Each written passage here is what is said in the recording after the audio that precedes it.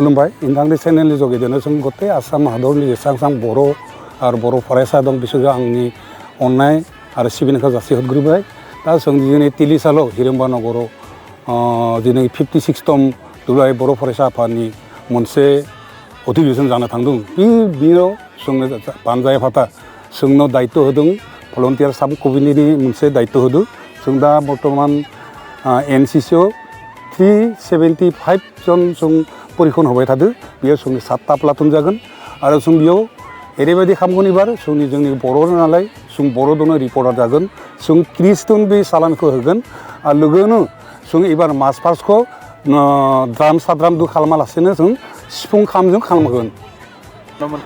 दा आं बेखौनो खावलायगोन दिनै जोंनि जेनोखि 56तम अधिवेशन जानो थांदों बेयो जोंनि ओरैबायदि नेतृत्व होनाय जों सासे बानजाय आफादनि आफादगिरि मोनदों जेनेखि रमिय पि नार्जारिनि बानजायनायाव जोंखौ जेरैबायदि नेतृत्व जोंखौ साहस होदों जों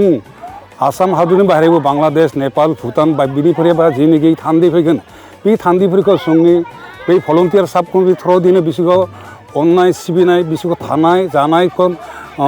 होनो थाखाय जों सेस्था खालामगोन आरो बै जेनेखि अधिवेशनखौ जोंनि गत्तै गथ' मानसिखौ लानानै जों रंजा बाजा रं बिरं खालामनो सेस्था खालामगोन जों डिसिप्लिनखौ हदाय बजाय लाखिनो थाखाय जोंनि जेनेखि भलन्टियार कमिटिनि 375 गथ' दं बिसोरखौ जों डिसिप्लिन सिखायदों बिसोरखौ जानाय लोंनाय थानाय गेदेरखौ मारैबायदि सिबिनांगौ उन्दैखौ मारैबायदि अननो नांगौ बेफोरखौ जों सिखायनो सेस्था खालामदों बे उन्दैफोरखौ लाबोनाया जोंनि बिभिन्न गामि जोंनि नामबरा आनसलिक होननानै बुङो धरि लওক 15 नम्बर बना ओनसोल आरो सिसुपानि जायगानिफ्रा नाना जाति उपजाति जोंनि बेयाव साबमिट जादों बर'बो दं राभाबो दं मिरि दं मिसिं दं नेपालि दं सावतालि दं जोंनि आनखि जोंनि गोजोनथाव बाथ्रा आं बिराद मोजां मोनदों जोंनि बेयाव सासे जोंनि गुबुन धर्मनिबो सासे हिन्जावसा दं बिसोर जोंखौ बिराद सहाय खालामदों बेनिखायनो आं बिसोरखौ बहुत साबायखर बावनाय थादों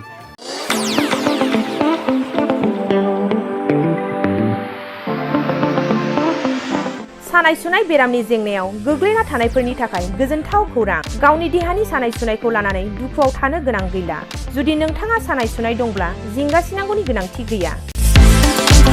नंगौ चिरां जिल्लानि बेंटल गेट चापागुरियाव थानाय एसआइ निउर'थेरापि सेन्टाराव नोंथाङा गोरलैयैनो देहानि सानाय सुनायखौ फाहामथाय लानो हागोन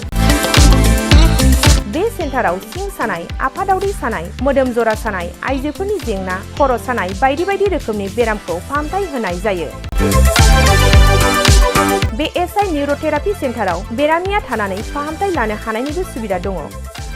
नोंथाङा एसआइ निउर'थेरापि सेन्टाराव फाहामथाय लानो गोसो दंब्ला नैबे जानबुं नम्बर 7620160459 नङाब्ला 9476977956 आव थोंजों सुलाद लानो हागोन